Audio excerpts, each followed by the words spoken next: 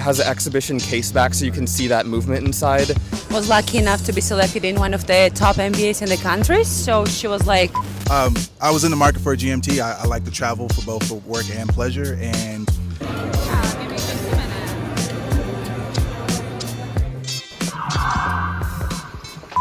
welcome back, guys, to another episode of What's on Your Wrist here in Charlotte, North Carolina, where I'm going to go around asking random people what timepiece they're wearing on their wrist and have them share the story behind it. I also have them share a little bit about themselves and have them give us one piece of advice.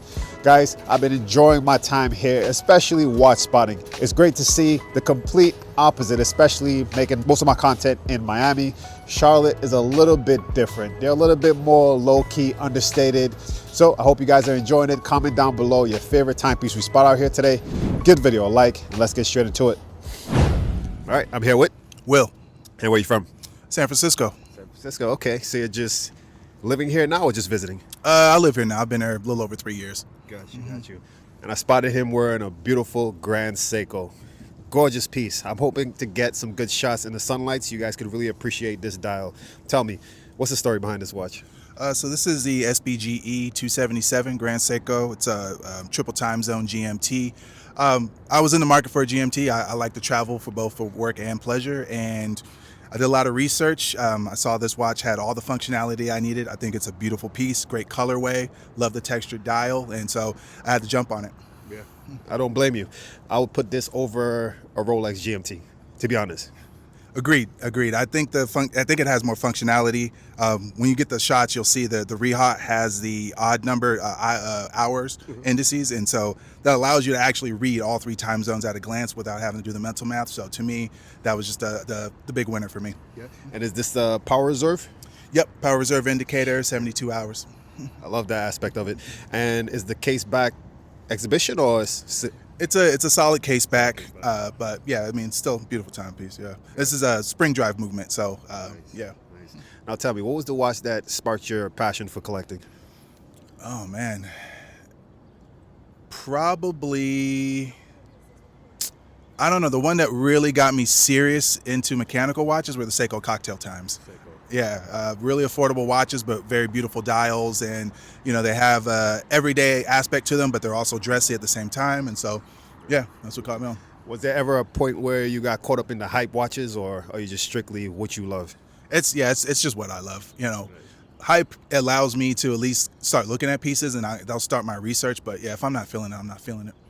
Good. That's the mindset. And what's the next timepiece you have your eyes on to pick up? Man, there's a few, but my very next purchase is probably going to be that new Omega Planet Ocean, orange colorway with the orange rubber strap. Beautiful piece right there.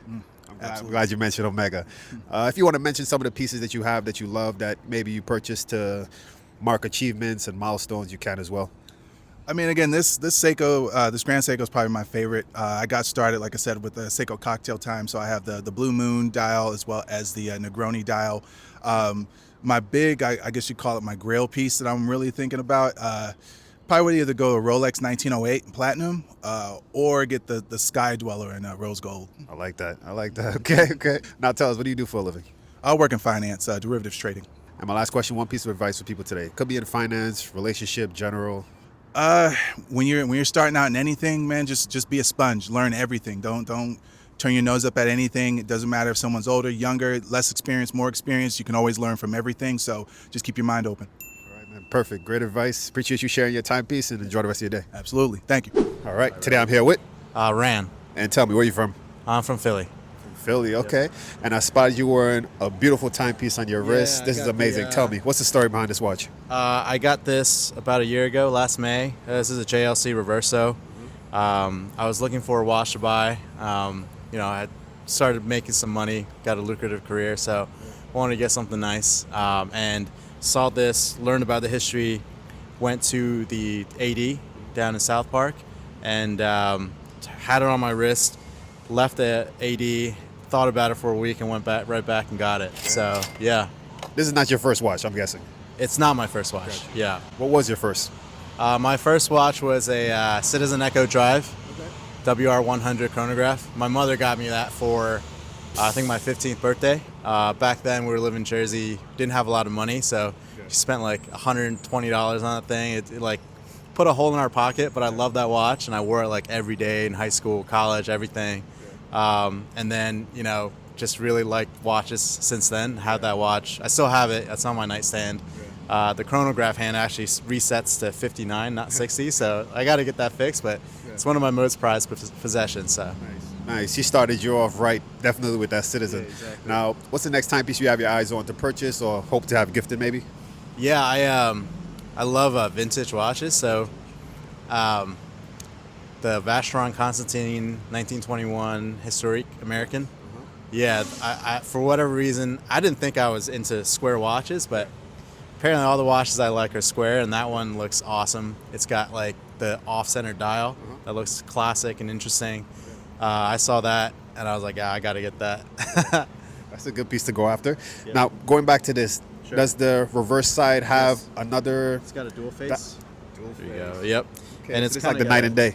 Yeah, exactly. And it's got a GMT function, so right there, if you like click it, it jumps the hour on this side, so you can have 2 time zones. Reversals are pretty sick. Yeah, I don't know why awesome. people don't highlight these more. Typically it's Rolex and AP, but yeah, definitely this is one to highlight. I think people should put more spotlight on it. For sure. Beautiful piece. And yeah, man, I'm glad you stopped to share this timepiece. Tell me, what do you do for a living? I do investment banking. Yeah. Okay, my last question for you will be one piece of advice for people today. It could be financial, relationship, general, watch related. The best piece of advice when I got when I started working was to find somebody who's operating at the next level, who hopefully you have daily interactions with, and just try to emulate that person, observe that person, see how they talk, how they interact with clients, how they solve problems and answer questions and things like that, and how they talk to their superiors and how they talk to people below them, report to them. And, you know, I was fortunate enough to have somebody like that who I looked up to and just kind of emulated. Investment banking is super busy. Not everybody's going to have time to stop and, you know, tell you exactly what to do and give you feedback all the time. So you kind of got to take that on for yourself, and that's what I did. And that was the best piece of advice I had, and it helped me really build some soft skills and things like that, and just learn how to talk and present myself and things like that. So nice. That's definitely good advice. I appreciate you sharing, man, and enjoy the rest of your day. Absolutely. You too. Thank you very much.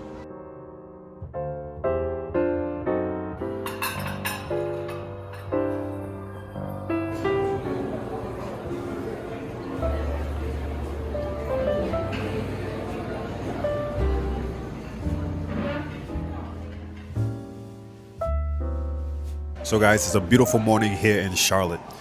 Sun's out, but it's a little bit chilly. So I had to, of course, come and have my cappuccino, morning coffee, much needed. Here with Luke, and where you from? South Africa, but living in Charlotte now for 6 years. Okay, how do you feel so far since you've been living in Charlotte? How do you like it?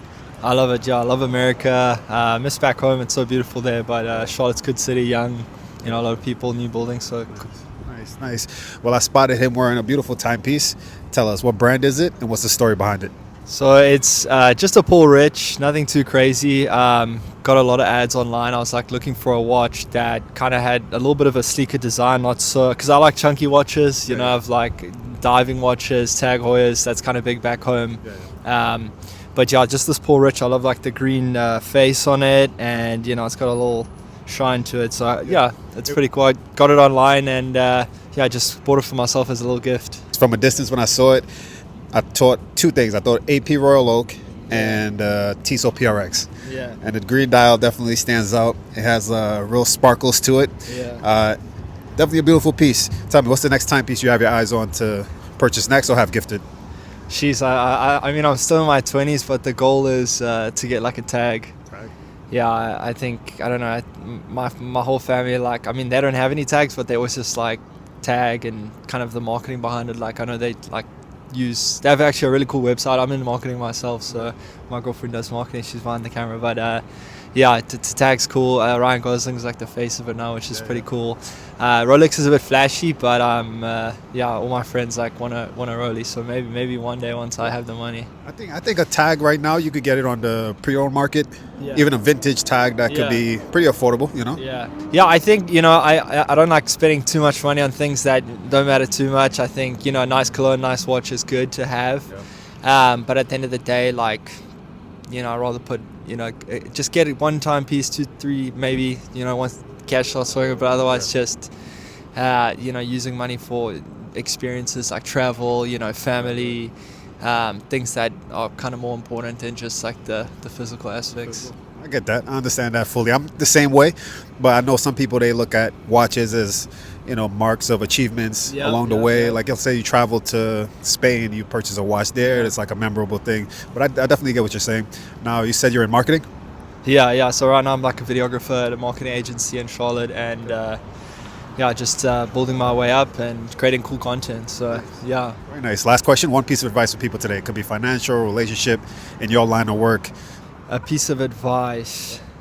I heard this the other day from Tim Tebow. He says the greatest tragedy is being successful at something that doesn't matter. But we can use those things that we are successful at, things that don't matter, to do things that are important, that do matter.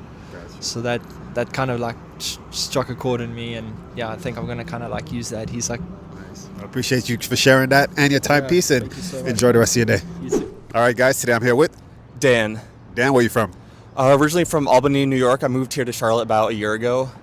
Okay. And I spotted Dan here today wearing a beautiful timepiece. Tell us, what's on your wrist and what's the story behind it? Well, I have a Tissot Gentleman with the Powermatic 80 movement.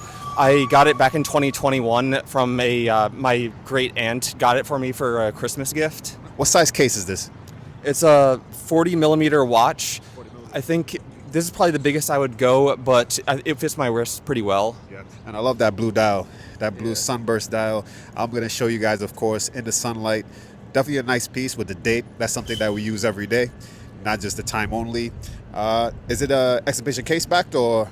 Yes. Yeah, that's one of the things that I really like about this watch is it has an exhibition case back, so you can see that movement inside. And I believe it's an upgraded movement from the Tissot PRX watch. I think this one is a little bit better from what I've heard. Yeah. It was a gift, but are you more so towards this or the Tissot PRX? I like this better just because it has the leather strap, and I'm more of a leather and rubber strap kind of guy. I'm not big on metal bracelets because they kind of pull your arm hairs and stuff like that. That is true. And the PRX is not removable, the bracelet. No. What's the next timepiece you have your eyes on to have gifted or hopefully purchase next? Well, I'm hoping to purchase a Rolex Pepsi GMT. I'm on the list at a couple ADs, but I don't know if anything's ever going to pan out with that. But I like Rolex. I like other brands too, but... As your first at the AD, or you have purchased at least history already? First at the AD, which is kind of a stretch, I think. But yeah, we'll see. But you never know these days, you make a relationship with someone there and they might like you, they might like a story, and they have it available, so you never know. Yeah, hopefully. Okay. Now, last watch related question. What was your first watch? What got you passionate about collecting?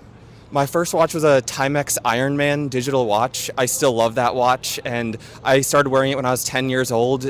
Pretty much wore it all throughout elementary school, middle school, high school. I just have a very sentimental connection to that Timex Ironman. Nice. You still have it at home? Yep, I do. Perfect. All right, and tell us, what do you do for a living? I'm an electrical engineer. I also make beats and music on the side, so yeah. What type of genre? I make a lot of, rap and EDM beats. Very nice. One last question.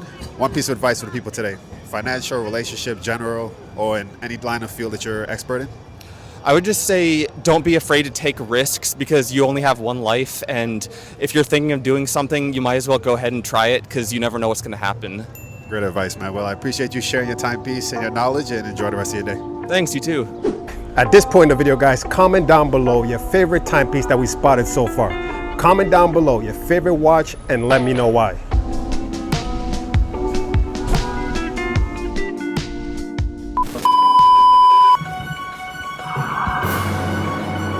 Reporting live here in Charlotte, North Carolina.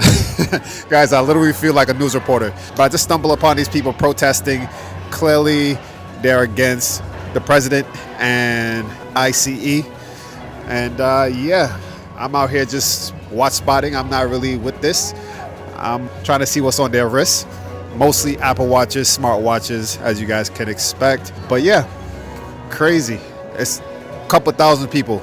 Literally, I've been standing here for 15 minutes and there's just hundreds of people. Definitely thousands, I'm not gonna lie. Maybe 5,000, 10,000 people walking the streets of Charlotte. I'm here with, Natalie. okay, and I spotted you out here today in the streets wearing what on your wrist? This is a Tissot. This is the gentleman, I believe. It has the day and the date on it. Tell me, what's the story behind this watch? So this is one of my favorite watches. This is the one that my aunt gave me actually when I was lucky enough to be selected in one of the top MBAs in the country. So she was like, you're gonna need to be able to tell the time, and that was her present. Well, this is an amazing gift. Yeah. Was it one that you pointed out to her and you said you want this, or she completely surprised you with this specific watch? Actually, you're exactly right. She wanted to give me something gold because that was kind of what she was thinking about. But then I told her that I would be using the watch so much more. So I told her that like something with a blue element would be like maybe perfect, and maybe like a little bit of blue and silver together. Yeah, definitely a good everyday watch. Do you plan on changing the strap, putting some in leather on it or rubber?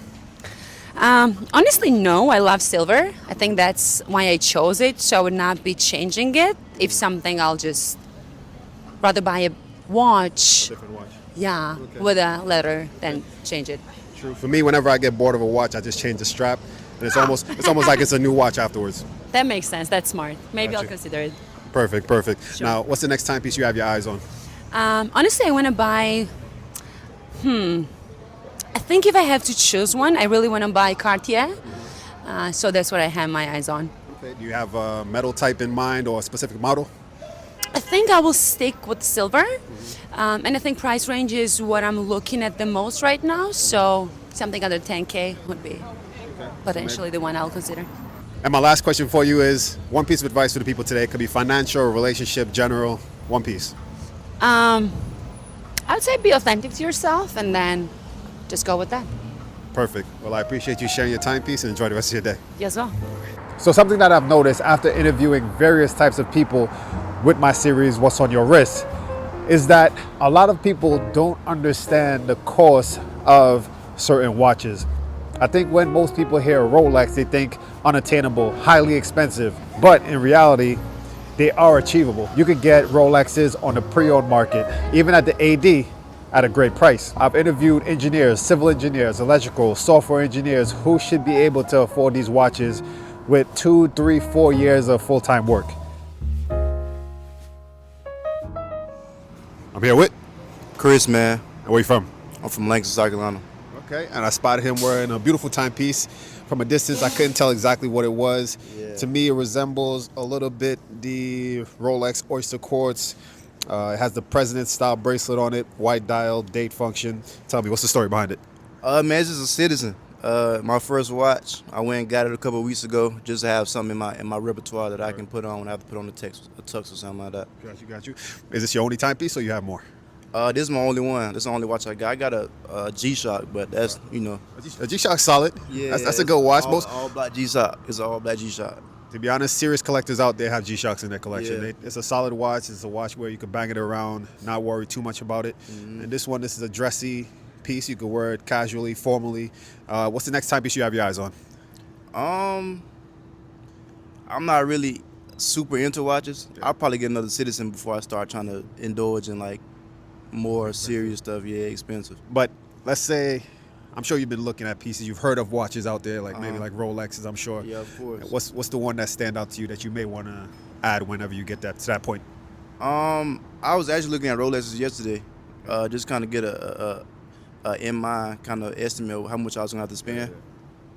Not too much. Shit. You thinking pre-owned market or from the actual boutique? I want to get it from the boutique, but also seeing how hard it is to get one from the boutique, so I probably have to go like in gray market or something like that. Yeah. It's hard to get from the boutique, but the prices are way better. Yeah. Like it starts off maybe at $6,000, $7,000 for a decent piece. Maybe That's not insane. Yeah. That's not insane. Yeah, some people tend to think, well, as soon as they hear Rolex, they think maybe 20,000, 50,000. But there's entry level points where it's 6, 7, 9, 10. You know. For sure. Now, what do you do for a living? I'm a data analyst. Now, my last question is one piece of advice for the people today. It could be financial, relationship, watch related, general. Jesus Christ saves, man. That's all I got. All right, that's perfect. Appreciate you sharing. Enjoy the rest of your day. For sure. You have a good one. So I want you guys to comment down below and let me know if you guys enjoyed the format of today's video and the previous video here in Charlotte, North Carolina. where I incorporate not just the interviews, but in between the things that I may do, like going to cafes, restaurants, what I eat, certain places that you guys should probably visit and see. And I could do this in Miami. That's one place that I haven't really done this type of video. I think it shouldn't just be for whenever I travel to a new city, but Miami has some amazing places that I enjoy, that I believe that you guys will as well. So let me know if you guys enjoyed this format, and I would make more videos like it.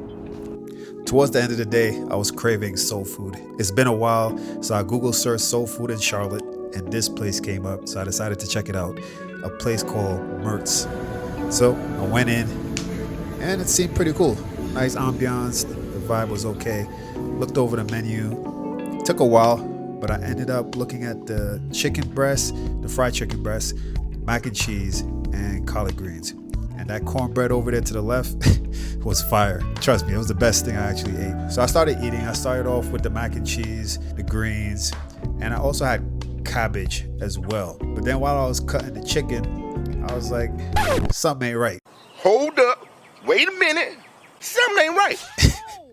It was a little bit too hard, too tough to cut through, and a little bit too chewy. So I called over the waiter and told him the chicken ain't it. So I decided to go with the catfish. So I got catfish, the collard greens, mac and cheese, and I ended up adding yams and mashed potatoes. And I think I made a good decision going with the catfish because it was pretty good. So guys, I forgot to shoot the outro while I was out in the streets, so I'm gonna wrap the video up here. Thanks for watching. Remember, if you haven't done so yet, comment down below your favorite and or least favorite watch we spotted out here today. Give the video a like, share the video, and stay tuned for the next episode.